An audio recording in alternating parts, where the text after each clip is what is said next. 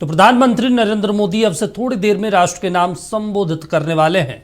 इससे पहले 21 सितंबर 2025 को जीएसटी सुधारों पर उन्होंने राष्ट्र को संबोधित किया था। अब से थोड़ी देर पहले तमिलनाडु में एक चुनावी प्रचार के दौरान पीएम मोदी ने कहा, आज मैं अपनों के बीच अपनी पीड़ा और अपना गुस्सा जाहिर करना चाहता हूं। महिला आरक्षण बिल के ना पारित होने को लेकर उन्होंने कहा कि ये लड़ाई अभी खत्म नहीं हुई है। उन्होंने कहा, देश के नाम संबोधन में वो इस बात का जिक्र करेंगे तो आज टू द पॉइंट में इस पर विस्तार से चर्चा होगी।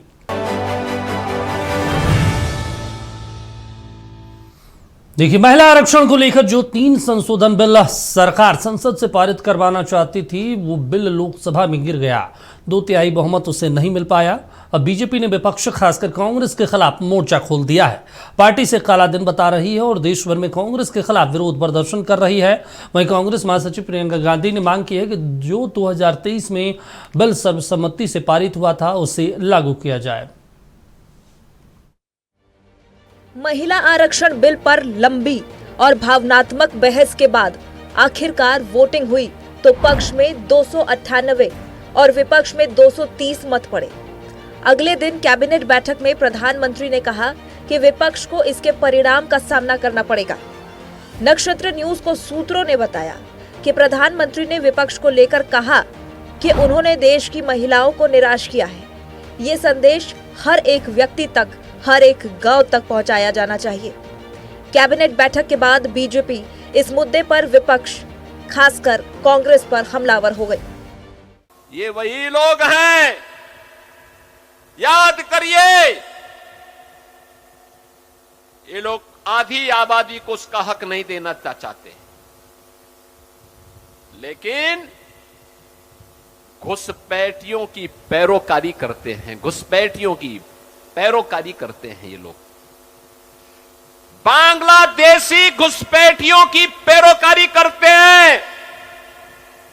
केंद्रीय मंत्री किरेन रिजिजू ने एक्स पर एक वीडियो पोस्ट कर दावा किया कि सिक्किम में महिला आरक्षण को जिस तरह बड़ा समर्थन हासिल है, वो कांग्रेस पार्टी के लिए बड़ी चेतावनी है। केंद्रीय मंत्री पीयूष गोयल ने भी सोशल साइट एक्स पर वीडियो पोस्ट कर लिखा, महिला विरोधी विपक्ष के खिलाफ नारी शक्ति विरोध प्रदर्शन कर रही है। जो भी राजनीतिक जीवन में सफलतापूर्वक आगे बढ़ना चाहते हैं, उनको ये मान के चलना पड़ेगा कि पिछले 25-30 साल में लाखों बहनें ग्रास रूट लेवल पर लीडर बन चुकी हैं। अब उनके अंदर सिर्फ यहां 33% का नहीं, वहां भी वो आपके फैसलों को प्रभावित करने वाली है। और इसलिए जो आज विरोध करेंगे, उसको लंबे समय तक कीमत चुकानी पड़ेगी, लंबे समय तक कीमत चुकानी पड़ेगी। और इसलिए राजनीतिक समझदारी भी इसी में है। कांग्रेस पार्टी के प्रेस वार्ता में इस बात का उल्लेख हुआ कि महिलाएं याद रखेंगी। ये सत्य है, महिलाएं याद रखेंगी कि जब 6 दशक तक कांग्रेस के पास सत्ता थी तो 11 करोड़ महिलाएं इस देश में एक शौचालय से वंचित थीं। महिलाएं याद रखेंगी कि जब कांग्रेस की सत्ता रही तो ट्रिपल तलाक एक अभिशाप बनकर मुस्लिम महिलाओं के सर पर मंडराता रहा, उनके सपनों का संहार करता रहा। महिला आरक्षण पर संविधान संशोधन को लेकर सदन में सरकार की हार और इसको लेकर सत्ता पक्ष की तिलमिलाहट को इस तरह समझिए कि 2002 के आतंकवाद निवारण बिल पोटा के बाद संसद में हारने वाला ये पहला सरकारी विधेयक है। 1990 के 64वां संविधान संशोधन के बाद लोकसभा में गिरने वाला ये पहला संविधान संशोधन विधेयक है। दरअसल सत्ता पक्ष ये भूल गया कि अभी उसका सामना देश के इतिहास में सबसे मजबूत विपक्ष से है। अगर संविधान संशोधन का कोई विधेयक उसे पारित करवाना है तो वो विपक्ष के समर्थन के बिना नहीं कर सकता। ये सरकार कह रहे हैं कि ब्लैक डे है। ब्लैक डे इनके लिए इसलिए है क्योंकि पहली बार इनको धक्का लगा जो लगना चाहिए था। आज की महिलाओं की समस्याएं बहुत ज़्यादा बढ़ रही हैं, संघर्ष बढ़ रहा है। बेवकूफ़ नहीं है महिलाएं, सब कुछ देख रही हैं। वो पीआर मीडियाबाजी वो अब नहीं चलेगी। हम लोग चाहते थे कि भाई ओबीसी महिलाओं को भी जो है आरक्षण मिले, लेकिन नहीं हो पाया। ये आनन फानन में जब 5 राज्यों का चुनाव चल रहा है तो ये आनन फानन में इसलिए लाया गया कि डीलिमिटेशन की जो बातें थी और जो सेंसस जो होना है लेटेस्ट सेंसस, ये साफ तौर पे इसलिए था, ये लोग जो दे रहे थे 2011 की जनगणना को लेकर के होता, लेकिन हम लोग का है कि भाई जो लेटेस्ट जो 25 की जो जनगणना है उससे होगी तो जाहिर से तौर पे पिछड़ों की, अति पिछड़ों की, दलितों की जो आबादी है वो बढ़ेगी, तो आरक्षण फिर देना होगा इन लोगों को, जाति जनगणना कराना पड़ेगा। इसलिए ये लोग आनंद फानन में महिलाओं का कवच ला करके अंदर जो हिडन एजेंडा जो आरएसएस भाजपा का है वो लोग ला रहे थे, तो ये बिल तो गिरना तय था। दरअसल महिला आरक्षण बिल 2023 में पहले ही पारित हो चुका था। बीजेपी उसका लाभ 2029 के लोकसभा चुनाव में उठाना चाहती थी, लेकिन इसके लिए परिसीमन को हटाना जरूरी था, जिसके लिए अलग से संविधान संशोधन की जरूरत थी।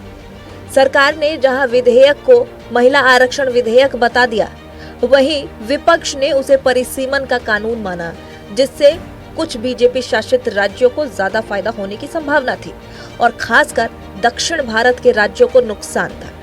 सोनिया गांधी ने अपने एक खत के जरिए, जो एक अखबार में भी छपा, इस बिल के खिलाफ नैरेटिव सेट कर दिया। इससे विपक्ष को एकजुट होने और सरकार को एंटी साउथ और एंटी ओबीसी करार देने का मौका मिल गया। नक्षत्र न्यूज के लिए निलय सिंह की रिपोर्ट।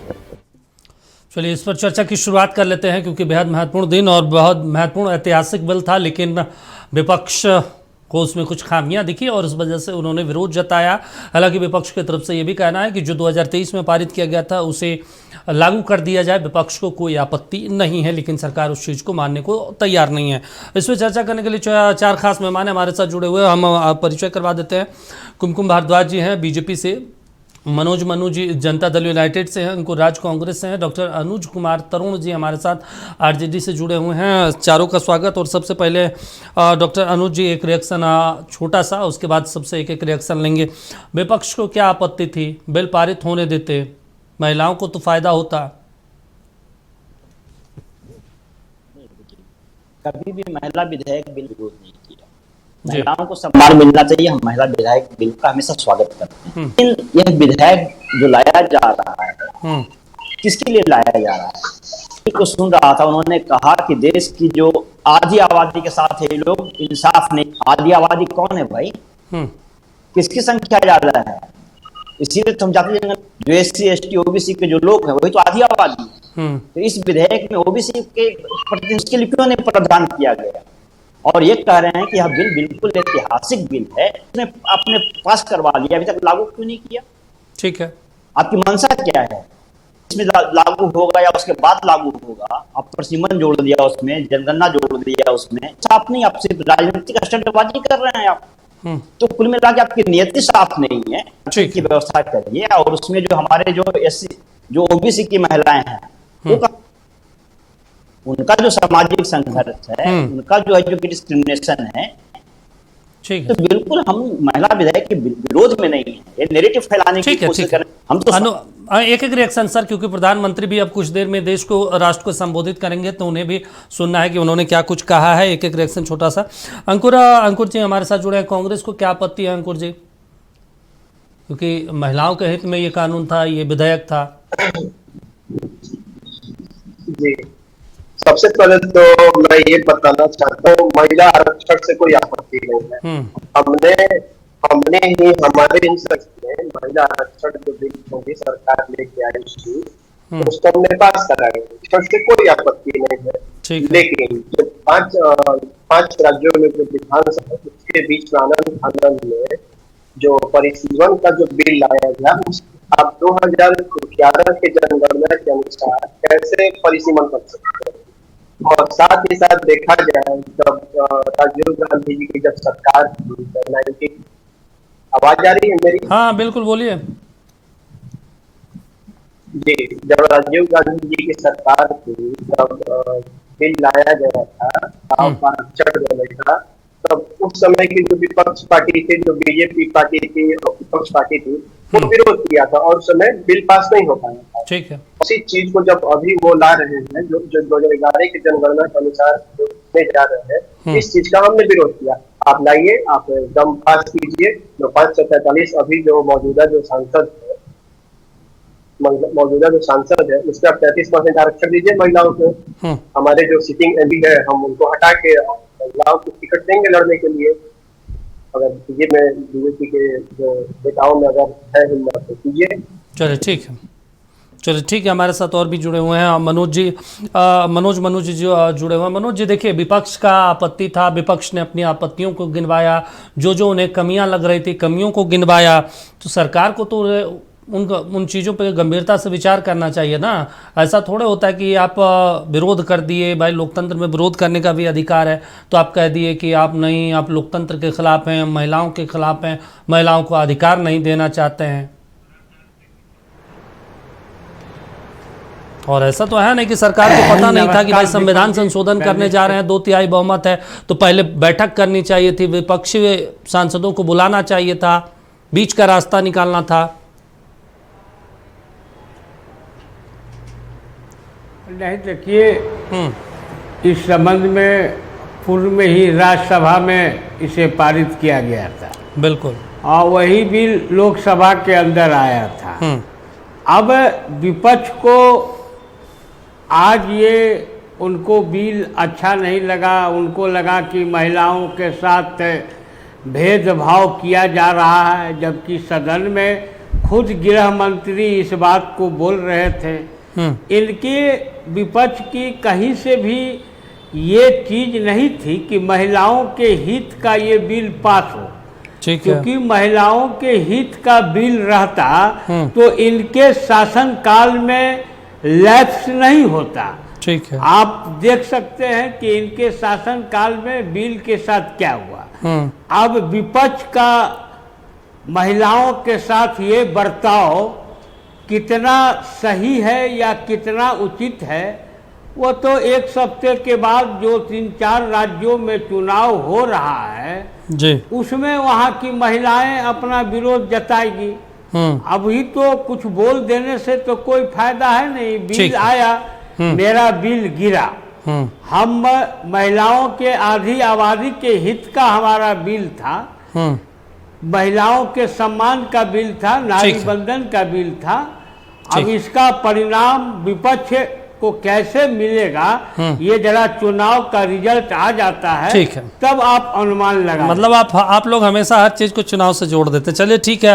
कुमकुम जी हमारे साथ बीजेपी से जुड़े हैं। कुमकुम जी, आप लोगों को ऐसा क्यों लगता है कि भाई अंतर आत्मा पे तमाम सांसद समर्थन कर देंगे विपक्ष के भी लोग, जबकि सरकार पहले बातचीत करती, उन सांसदों से विपक्ष दलों को बुलाया जाता, मतलब आप लोग अपने मन से ले आते हैं, विशेष सत्र बुलाते हैं, आपको पता है कि नंबर्स नहीं हैं, फिर भी आप अब उस पर आप पॉलिटिक्स कर रहे हैं।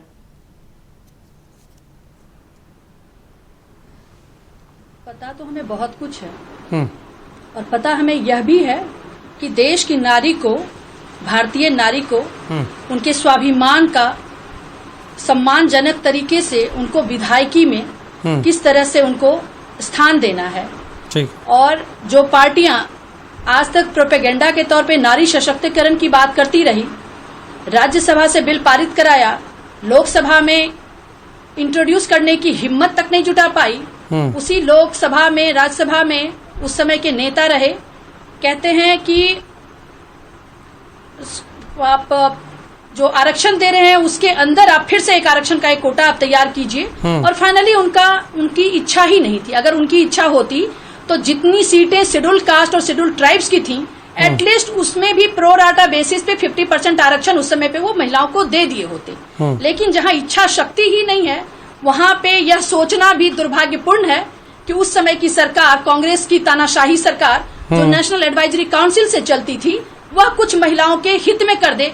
क्योंकि अगर प्रियंका गांधी को लाना है तो हम वायनाड से ले आएंगे, सोनिया गांधी को लाना है, 10 जनपद को होल्ड करना है तो हम राज्यसभा से ले आएंगे, कन्नीमू जी को लाना है तो हमारी परिवार की हैं, उनको ले आएंगे। एनसीपी की जो महिमा मैडम है उनको अगर लाना है तो शरद पवार अपनी बेटी को ले आएंगे, मुलायम सिंह यादव अपनी बहू को ले आएंगे। तो सबकी बहुएं बेटियां अपने अपने स्थान पे बिल्कुल पूरी तरह से अपना झंडा गाड़ के बैठी हुई हैं। आज भी मैं डिंपल यादव को सुन रही थी, वो सशक्तिकरण तक नहीं बोल पाती हैं, वो बोलती हैं सशक्तिकरण, महिला के लिए सशक्तिकरण जैसे शब्दों की शब्दावली। अब आती हूं मैं मेनली टेक्निकल इश्यूज पे। हमने जनता को पूरा विश्वास में लिया, हमने विपक्ष को बताया, हमने नारी शक्ति वंदन अधिनियम बिल को पास किया। अब बात आती है कि विपक्ष जो बार बार यह सवाल कर रहा, अभी मैं पिछले चैनल में डिबेट में थी, उस पे एक हमारी महिला मित्र थी, उन्होंने कहा कांग्रेस की कि मोदी जी आप कर देते, अगर आज आप कर देते हैं तो मुझे प्लीज विधानसभा में, यूपी से मैं आती हूँ, मुझे यूपी के विधानसभा से चुनाव लड़ना है। मैंने कहा ये कितनी अच्छी बात कर रही हैं, क्योंकि ये देश की महिलाओं के बीच में रहती हैं, देश की जनता के बीच में रहती हैं, तो देश की जनता के बीच की वो बात कर रही हैं कि विधानसभा की सीटें तो तभी बढ़ेंगी जब तक डिलिमिटेशन नहीं होगा, सीटें बढ़ेंगी ही नहीं। और अगर 543 पे बात हो रही है तो फिर चुहिया की चुहिया वाली कहानी है कि 180 सीटें लोकसभा की बढ़ेंगी, उसमें अपने लोग आएंगे ना, तो उसमें विधानसभा की कोई सीटें बढ़ने जा रही है जो स्टेट में महिलाओं को कोई आरक्षण मिल जाए, न ही उससे राज्यसभा में कोई सीटें बढ़ेंगी, और सबसे बड़ी बात न ही उसमें पंचायत में कुछ भी होगा। तो डिलिमिटेशन जो 1971 के सेंसस के बेसिस पे आज हम 2011 का अगर सेंसस लेते हैं तो हम 40 साल पे खड़े हैं, और 40 साल के अगर हमने सेंसस को माना, बेसलाइन मान करके, और हमने बात करी कि अप्रोक्सीमेटली हम 1.5 गुना हर जगह पे बढ़ रहे हैं, इसमें क्या आपत्ति हो सकती थी। और मैं अगर आप कहें तो 2010 का जो इनका वुमेन रिजर्वेशन बिल था उसकी कुछ लाइनें आपको पढ़ देती हूँ, जिसमें इन्होंने बात करी थी कि डबल द मेंबर कॉन्स्टिट्यूएंसी में जो उसको डबल आप करें, तो 1.5 गुना तो हमने 2011 में कर ही रखा है। तो फिर ये बात करते हैं, has opinion that the true democracy is meaningless और can not exist unless women are there to represent and have equal right to participate in affairs of the country. So affairs in the country doesn't mean only Lok Sabha.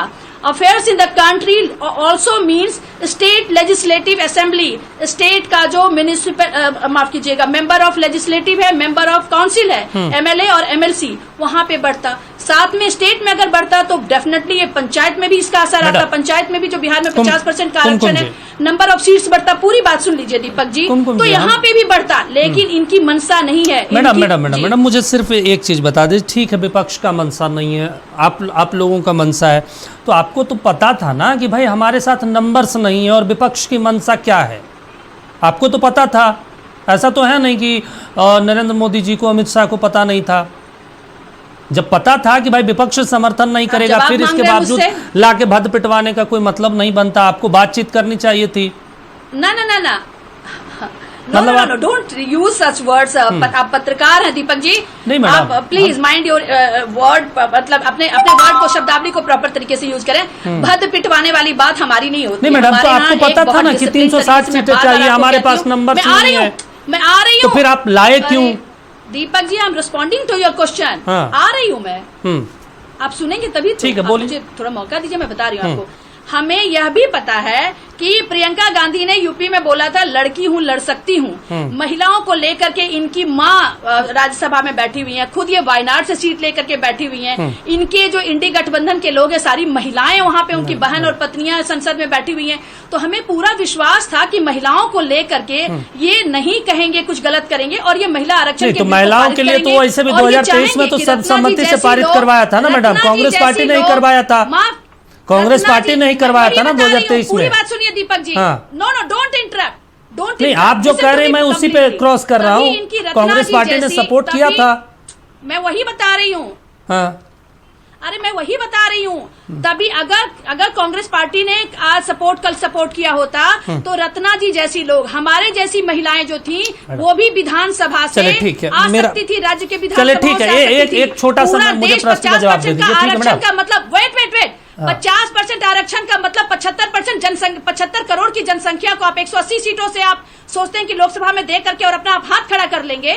ये किस तरीके का proportionate है? Pro rata basis पर अगर आप देखें, सिर्फ मुझे एक चीज जवाब दे दीजिए। 75% जहाँ 75 करोड़ की आबादी है, उसके लिए 181 सीटें।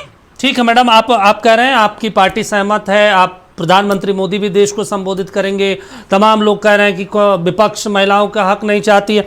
मुझे सिर्फ ये बता दीजिए, चलिए ठीक है अब कानून नहीं बन रहा, बीजेपी हित में चाहती है, महिलाओं के अधिकारों के लिए लड़ रही। एक काम करिए, सरकार में, केंद्र में आपकी सरकार है, 33% महिलाओं को मंत्री बना दीजिए। इतने राज्यों में सरकार है, 33% महिलाओं को सीएम बना दीजिए। संगठन में इतने पद है, 33% महिलाओं को संगठन में बिठा दीजिए। इसमें तो आपको कानून बनाने की जरूरत नहीं है, कांग्रेस से पूछने की जरूरत नहीं है, समाजवादी से पूछने की जरूरत नहीं है, कर दीजिए, क्या इशू है, कोई दिक्कत नहीं है। मेरे ख्याल से पहल तो शुरू कीजिए, जितने राज्यों में चुनाव है टिकट दे दीजिए 33% महिलाओं को, कहीं तो शुरू कीजिए, आप लोग शुरू करिए कहीं से, विपक्ष पर दबाव पड़ेगा। बिल्कुल कहीं से शुरू कर। अरे है भाई, आप क्या बात कर रहे हैं? अगर आपकी आंखें खोलकर मैडम 13% 2024 के चुनाव में आपने महिला उम्मीदवारों को 13% मात्र दिया है। रिपोर्ट हम दिखा रहे थे, कल भी ग्राफिक्स के जरिए हम दिखा रहे थे, आपसे बेहतर आरजेडी 29% थी। इसी सब, अरे सुनिए दीपक जी, आपकी अगर समझ नहीं है तो इसका मतलब आप मेरे समझ पे सवाल मत खड़ा कीजिए। मैडम समझ नहीं, सवालों में ही आपका जवाब है। Wait Deepak ji please wait, let me answer. आपने जो बोला है वो बहुत कॉन्ट्राडिक्टरी है। आप सुनिए, मैं आपको बता रही हूँ। आपने जो बोला कि वहां पे महिलाओं को बिठा दीजिए, वहां पे पुरुषों को बिठा दीजिए। अब दीपक जी जो जैसे बोले हम वैसे करें, हम इसीलिए कह रहे हैं। हम कुछ नहीं कह रहे हैं, आप शुरू करिए ना मैडम। जब सीटें रिजर्व, सुनिए पूरी बात। कोई दिक्कत नहीं है। अरे आपकी समझ, क्या समझ है आपकी कोई समझ है भी या नहीं? नहीं मैडम, समझ मेरे समझ पे हम तो कह रहे हैं, आप अधिकारों के लिए लड़ रहे हैं, आप कर दीजिए, कोई दिक्कत नहीं है, कोई नहीं मना करेगा आपको।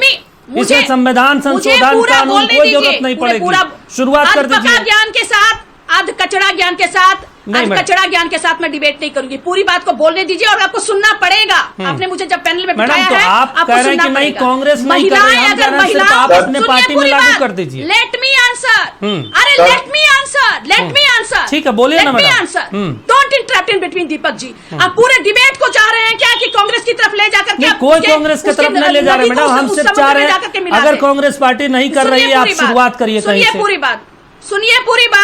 सुनिए पूरी बात। हम महिलाओं को हमने नंबर ऑफ जितना लड़ाना था लड़ाया।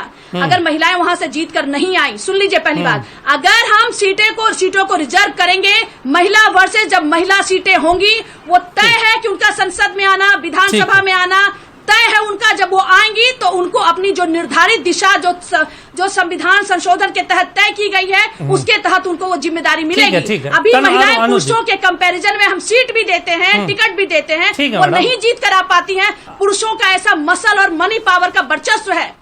चलिए ठीक है, अनुज जी सहमत हैं भाई? कहीं से तो शुरू होनी चाहिए। अगर आप दलितों की बात करते हैं तो दलित को सीएम बनाइए, महिलाओं की बात करते हैं महिलाओं को आगे बढ़ाइए, अल्पसंख्यक की बात करते हैं आप अल्पसंख्यकों को बढ़ाइए। अगर सरकार में चीजें नहीं हो रही है, विपक्ष समर्थन नहीं कर रहा, कहीं से आप शुरू कर दीजिए। कहता है ना कि आप दुनिया बदलने से पहले अपने घर में ठीक कर लीजिए चीजों को। दीपक जी मैंने पहले ही कहा कि ये कभी भी सामाजिक के पक्षधर लोग नहीं रहे, हमेशा विरोध में रहे हैं। ये चाहते ही नहीं है कि जो दलित पिछड़े महिलाएं हैं उनको वो समाज की मुख्यधारा में आए। और ये दीपक जी को ना समझाए, ना ही विपक्षी पार्टियों को समझाए, ये देश की आबादी को समझाए। जो की 85% जनसंख्या है, उसकी भागीदारी की बात नहीं कर रहे हैं, उसकी हिस्सेदारी की बात नहीं कर रहे हैं। मैं आपको अपनी बात शुरू करने से पहले इनके गठबंधन के इनको सुन लीजिए।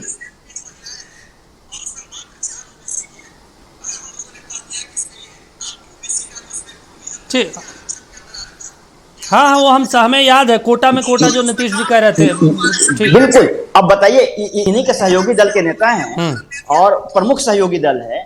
जब वो कोटा में बात कर रहे हैं तो ये किस तरह की बातें कर रहे हैं? दरअसल ये अगर मगर कर रहे हैं, बस कोई जवाब है नहीं, बौखलाए हुए लोग हैं। और ये देश, ये हमें ना समझाएं, चुनाव में जाए ना, देश की जो आबादी है, जो दलित पिछड़े हैं, जो ओबीसी वर्ग हैं, इनसे सवाल करेगा कि आप महिला के नाम पे है जो कि आप हमारे साथ धोखा दे रही हैं। आप बताए, अगर आपकी मंशा साफ होती, 23 में पास विधेयक पारित क्यों नहीं हुआ, अभी तक लागू क्यों नहीं हुआ, वो नियम क्यों नहीं बना? इसका मतलब है कि आपकी नियति में खोट है और आप इसको लागू करना ही नहीं चाहते थे। और चुनाव, जब 5 राज्य का चुनाव आया है तो आपको 10 वर्ष के बाद महिला विधेयक याद आया आपको? स्मृति ईरानी को मैं सुन रहा था, अभी हर बात पे वो है जो कि सिलेंडर लेके निकल जाती थी, देश की जनता को सिलेंडर नहीं निकल रहा है, उसमें से कोई एक शब्द नहीं निकला। अभी आज महिला विधेयक उनको आगे करके प्रवचन सुनाया जा रहा है। तो कुल मिला के देखिए, मैं साफ कर रहा हूं, ये हमें ना समझाएं, ये मीडिया को ना समझाई, जनता को समझाए, और देश की जनता समझ रही है कि ये SC ST OBC खास करके OBC के महिलाओं के साथ न्याय नहीं कर रहे हैं, उनको नजरअंदाज कर रहे हैं। अब पूछिए ना, आपने सही सवाल किया था, इनके पार्टी में कहाँ है जो कि 33% रिजर्वेशन लागू है? कितने महिलाओं को उन्होंने टिकट दिया है? इनके कार्यालय में देख लीजिए कितने पदाधिकारी महिलाएं हैं। सवाल तो आपने जायज किया था, वो हम बता रहे हैं, लगातार हम बता रहे हैं sir. BJD 33%, RJD 29%, Congress party 13% और भारतीय जनता पार्टी 16%। वो तो हम देख रहे हैं 50% से भी नीचे है। हम तो ऑलरेडी और इनसे पूछिए कि और दिया भी है 13%, तो किस तरह की महिलाओं को दिया है? क्या उसमें हमारे से भगवती देवी टाइप की महिला है, मालती देवी टाइप की महिला है, कोई है गरीब गुरुआ फूलन देवी टाइप की महिला है जो खेतों में काम करे, मेहनत का इंसान हो, जिसको डायरेक्ट उठा गया जो कि लोकसभा भेजने की बात कही गई हो? दूसरी बात कि आप पंचायतों में तो देख लीजिए, वहां तो महिला आरक्षण लागू है, वहां है जो कि एक सरपंच पति शब्द का प्रयोग होता है। क्या उसके लिए कोई व्यवस्था इन्होंने किया है कि इस तरह के शब्दावली का प्रयोग ना हो और पूरा महिला का अधिकार मिले? क्या इनके पास कोई टूल्स है महिला विधेयक लाने से? पहले वहां भी तो वही होगा। चलिए ठीक है, महिलाओं की बात कर रहे हैं।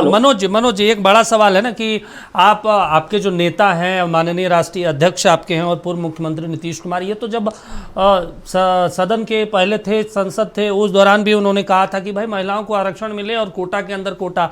अब आपकी पार्टी का स्टैंड इस पे बिल्कुल लगता है कि नहीं, जो बीजेपी का स्टैंड है उसी के ऊपर चला जाए।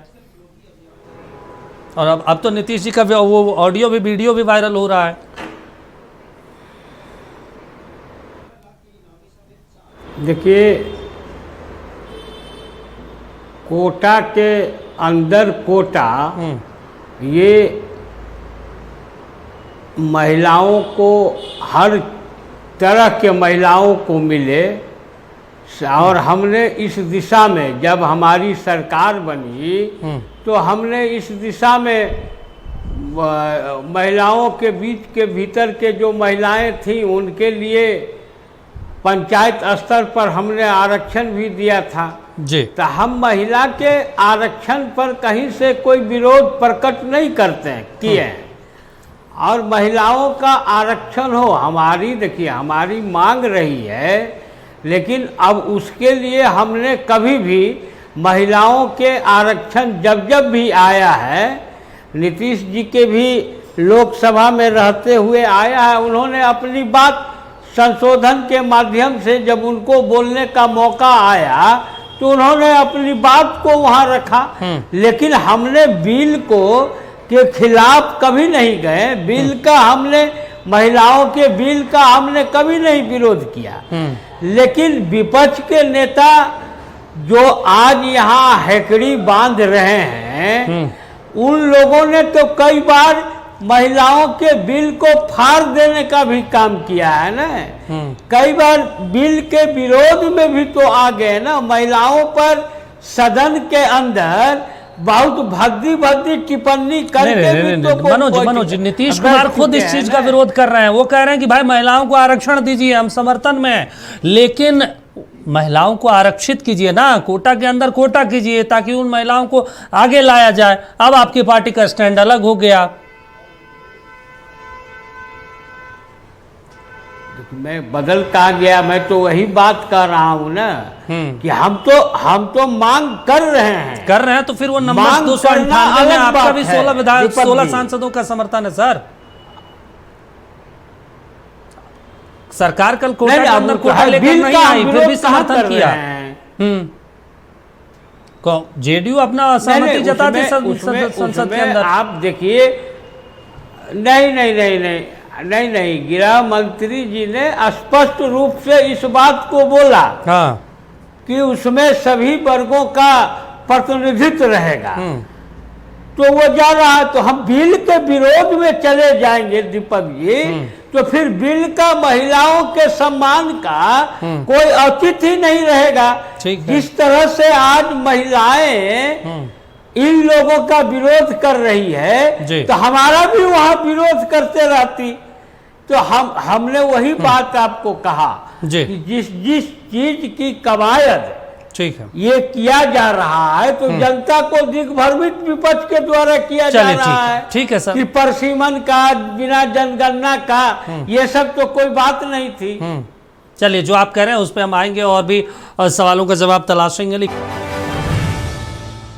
चर्चा कर रहे हैं महिला आरक्षण बिल को लेकर, परिसीमन को लेकर। जिस तरीके से सरकार सदन में बिल लाई, विधेयक ले आई, लेकिन विपक्ष के हंगामे और सवालों के बीच बिल पारित नहीं हो सका। हालांकि सरकार को नंबर्स पहले से पता था, लेकिन इसके बावजूद इस तरह की स्थितियां बनी। अब राष्ट्र के नाम प्रधानमंत्री मोदी संबोधित कर रहे हैं। चर्चा की शुरुआत करेंगे, लेकिन उससे पहले आपको ले जाएंगे प्रधानमंत्री क्या कुछ कहते हैं, क्योंकि प्रधानमंत्री तमिलनाडु में चुनावी जनसभा को संबोधित करते हुए कहा कि मुझे देशवासियों से बातचीत करनी है, कुछ गुस्सा भी है, कुछ पीड़ा भी है, मैं सुनाना चाहता हूं। संभवतः महिला बिल को लेकर भी जिक्र करेंगे और तमाम चीज़ों के ऊपर बातचीत करेंगे। चारों पैनलिस्ट जुड़े, उसके लिए शुक्रिया। अब सीधे आपको ले चलते हैं दिल्ली, जहाँ पर प्रधानमंत्री मोदी संबोधित कर रहे हैं। सभी माताओं बहनों, उनसे मैं क्षमा प्रार्थी हूं।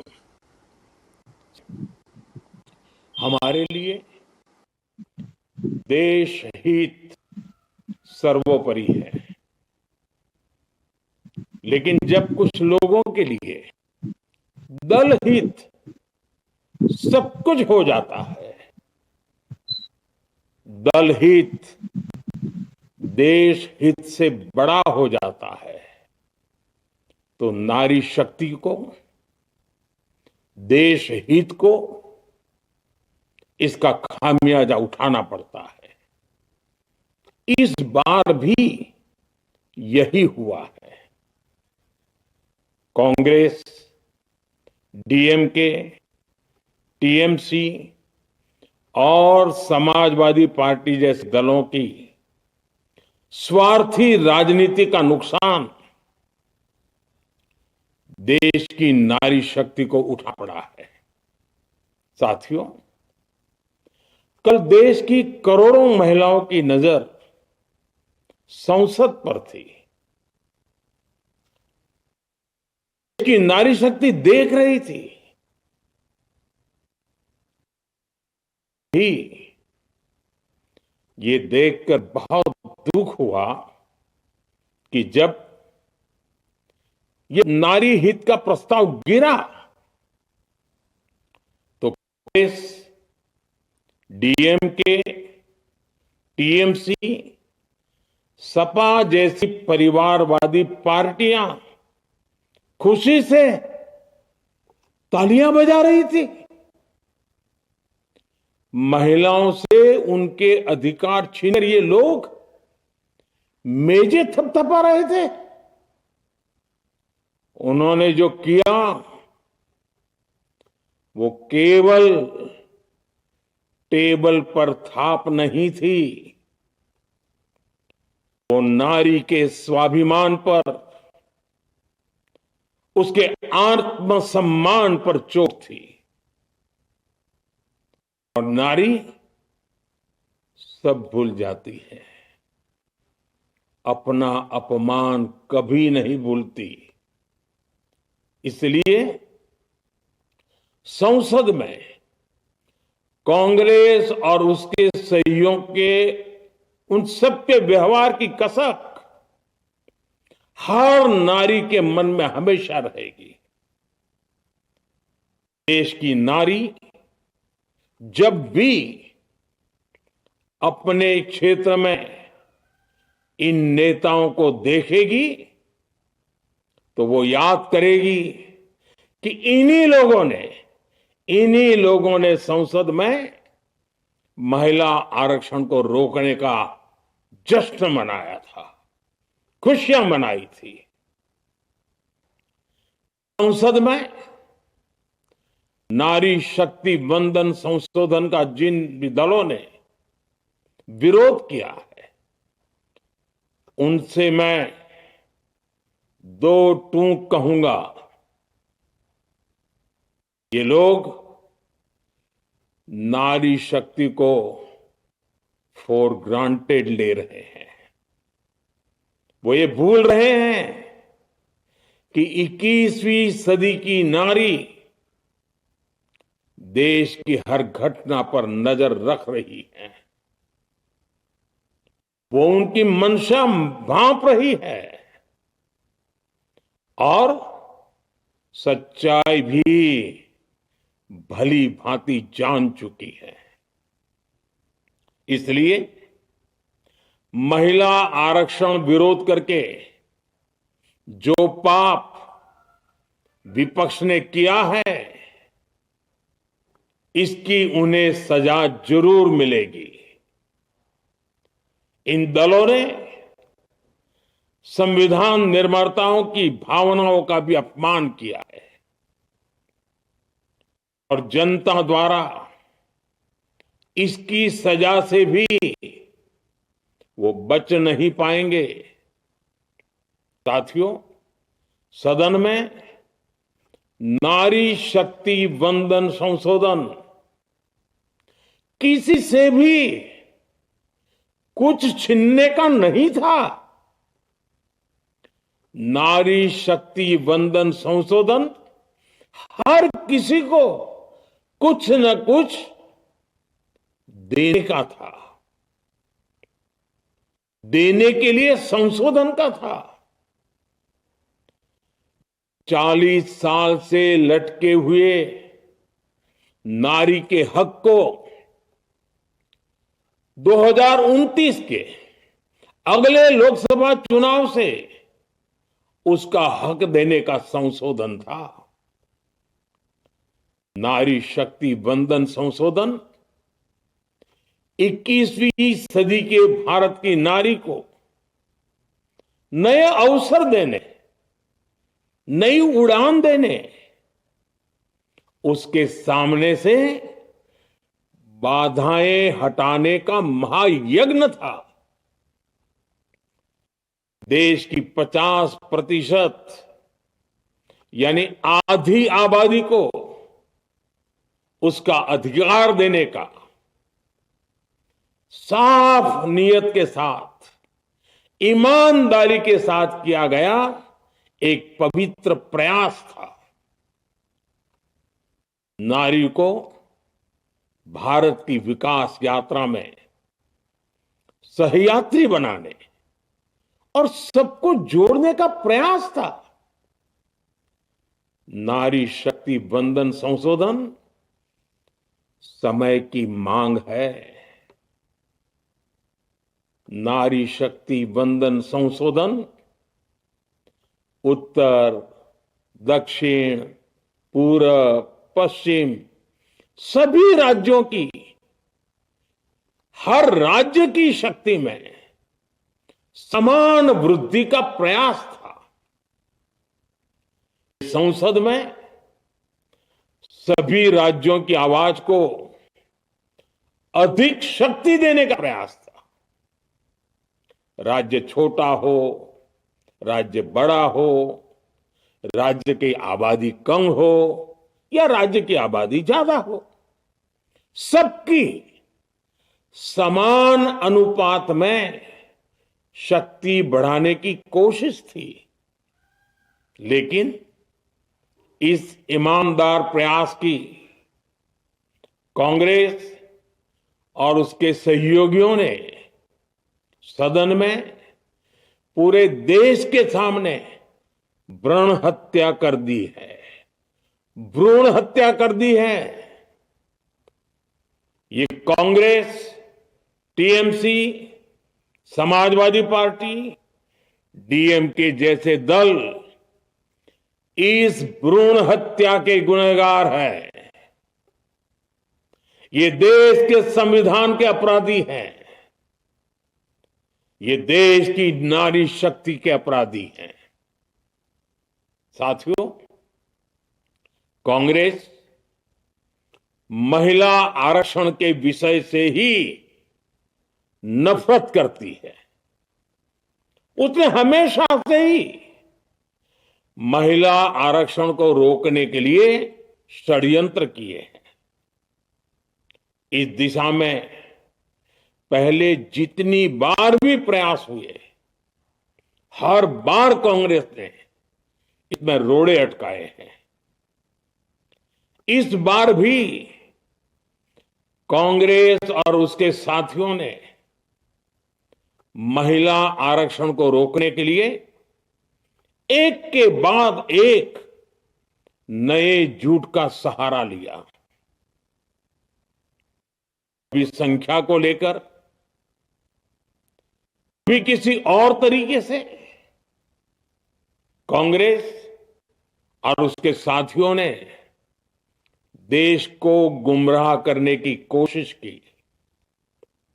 ऐसा करके इन दलों ने भारत की नारी शक्ति के सामने अपना असली चेहरा सामने ला दिया है, अपना मुखौटा उतार दिया है।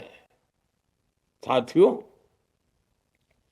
मुझे व्यक्तिगत तौर पर आशा थी कि कांग्रेस अपनी दशकों पुरानी गलती सुधारेगी।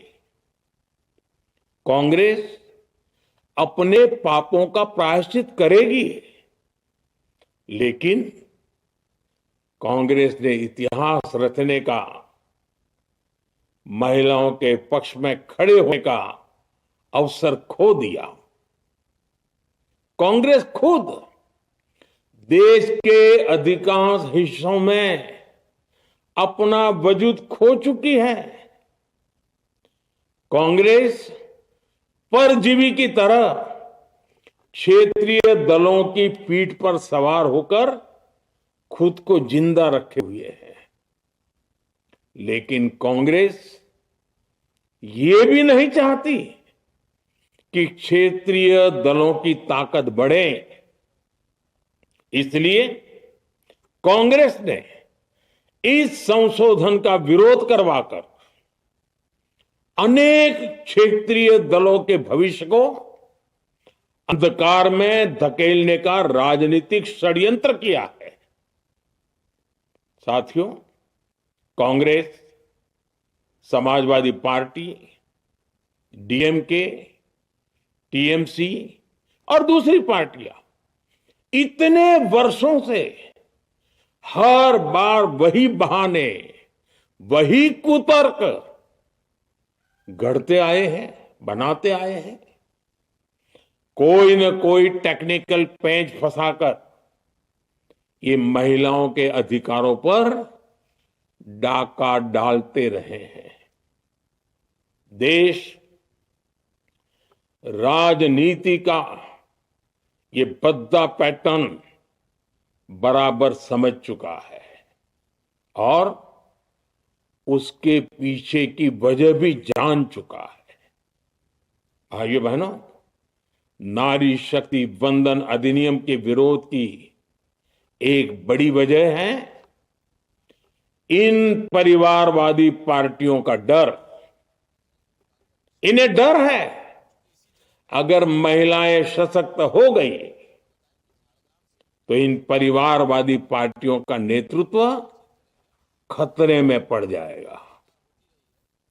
ये कभी नहीं चाहेंगे कि उनके परिवार के बाहर की महिलाएं आगे बढ़े। आज पंचायतों में, लोकल बॉडीज में जिन हजारों लाखों महिलाओं ने अपनी क्षमता को साबित किया है, जब आगे बढ़कर लोकसभा और विधानसभाओं में आना चाहती हैं, देश की सेवा करना चाहती है, परिवारवादियों के भीतर उनसे असुरक्षा की भावना बैठी हुई है। परिसीमन के बाद महिलाओं के लिए कहीं ज्यादा सीटें होगी, महिलाओं का कद बढ़ेगा। इसलिए इन लोगों ने नारी शक्ति वंदन संशोधन का विरोध किया है। देश की नारी शक्ति कांग्रेस और उसके सहयोगियों को इस पाप के लिए कभी माफ नहीं करेगी। देशवासियों, कांग्रेस और उसके साथी दल डिलिमिटेशन पर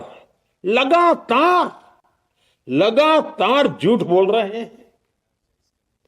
ये इस बहाने विभाजन की आग को सुलगाना चाहते हैं, क्योंकि बांटो और राज करो कांग्रेस ये पॉलिटिक्स अंग्रेजों से विरासत में सीख कर आई है और कांग्रेस आज भी उसी के सहारे चल रही है। कांग्रेस ने हमेशा देश में दरार पैदा करने वाली भावनाओं को हवा दी है।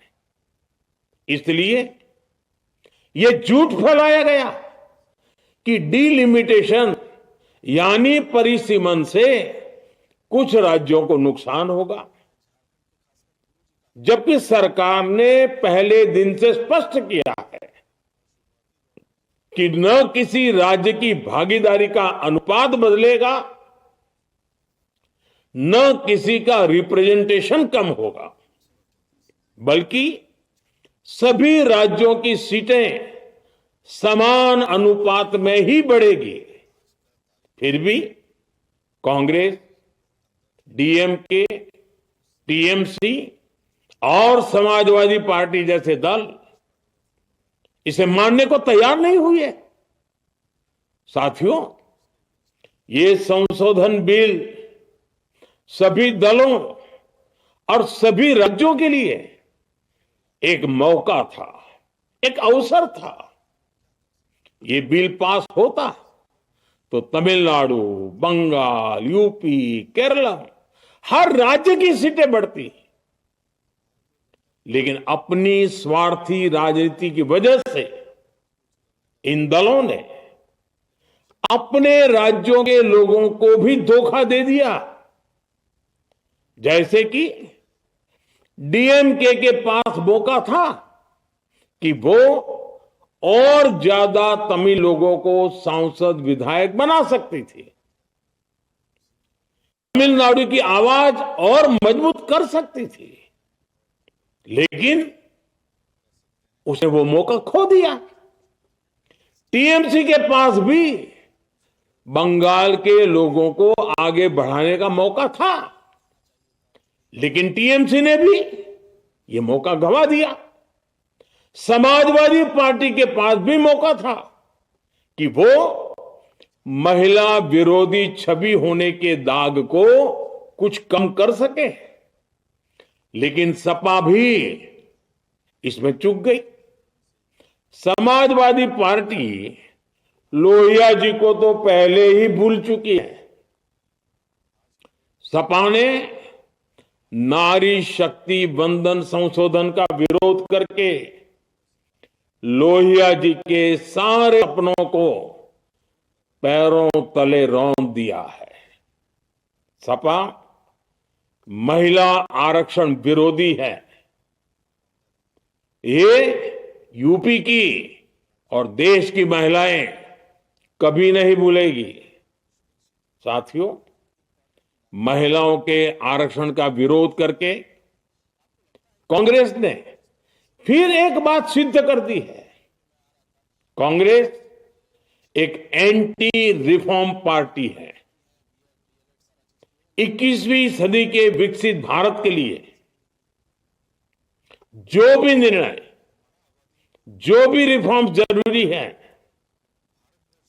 जो भी निर्णय देश ले रहा है, कांग्रेस उन सब का विरोध करती है, उसे खारिज कर देती है, उस काम के अंदर खलल डालती है। यही कांग्रेस का इतिहास है और यही कांग्रेस की नेगेटिव पॉलिटिक्स है। साथियों, ये वही कांग्रेस है जिसने जनधन, आधार, मोबाइल, स्त्री शक्ति का विरोध किया। कांग्रेस ने डिजिटल पेमेंट्स का विरोध किया।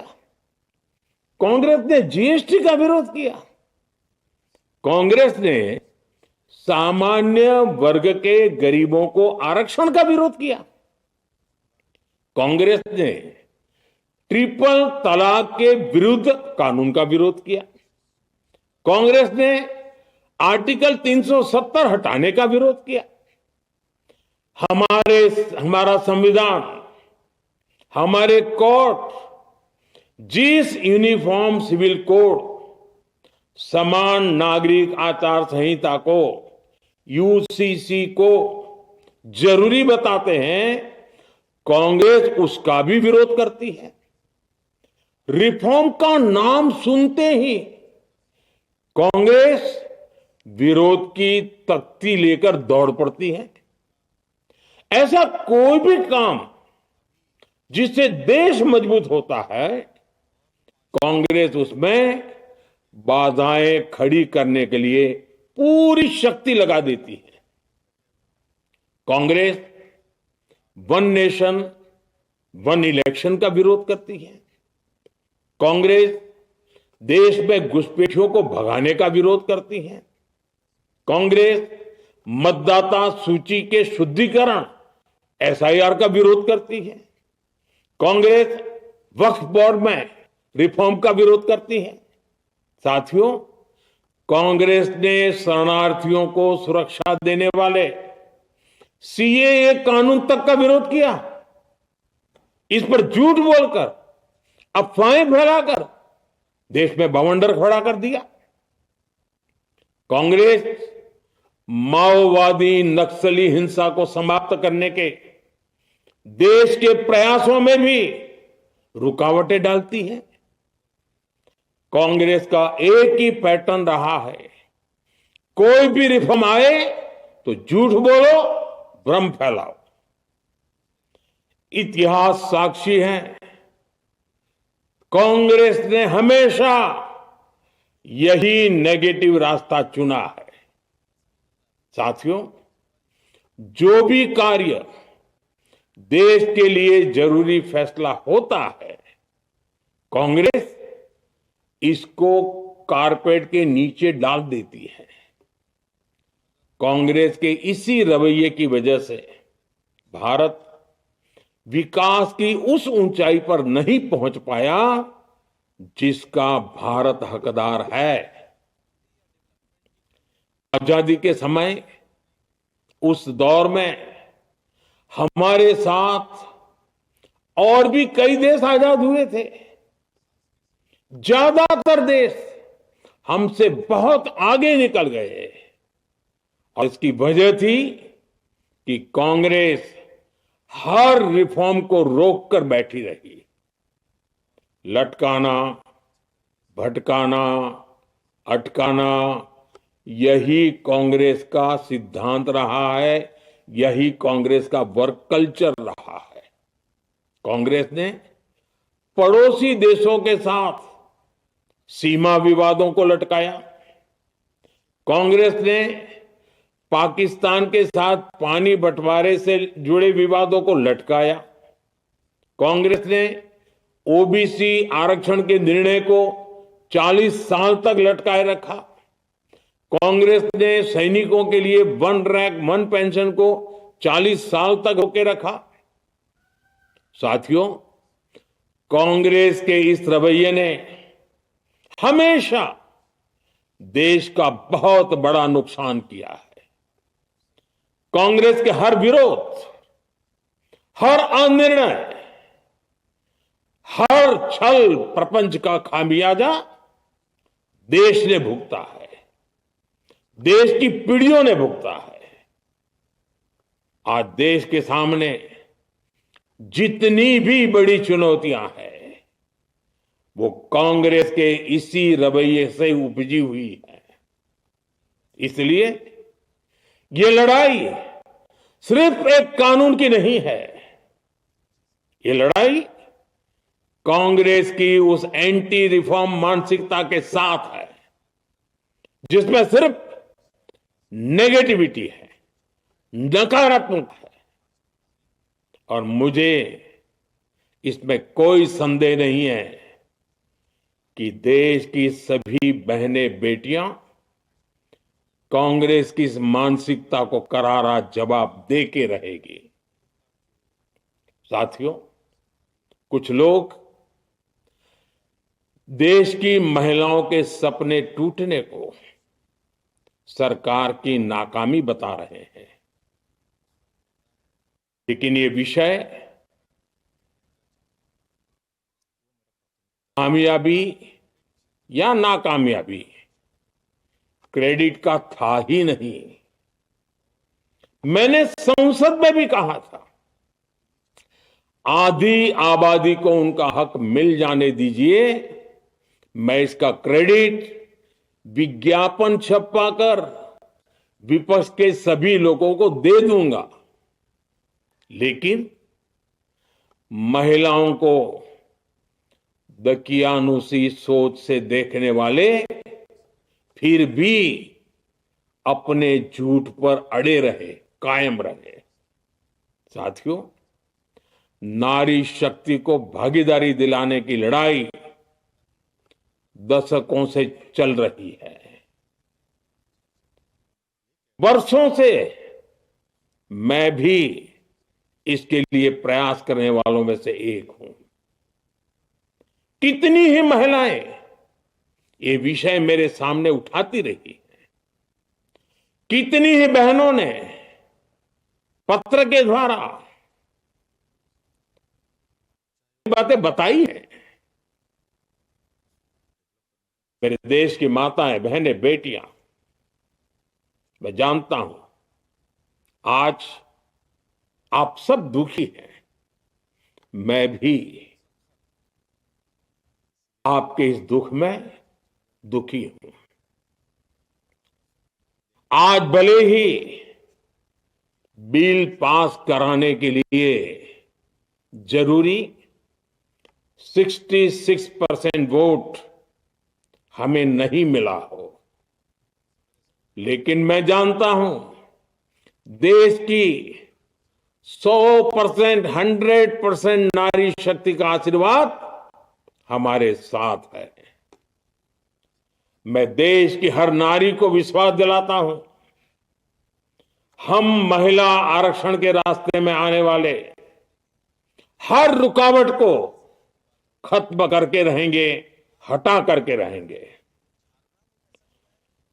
हमारा हौसला भी बुलंद है, हमारी हिम्मत भी अटूट है और हमारा इरादा भी अड़िग है।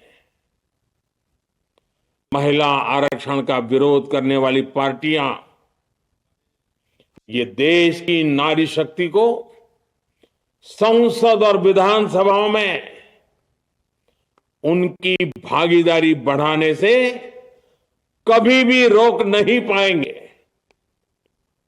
सिर्फ वक्त का इंतजार है।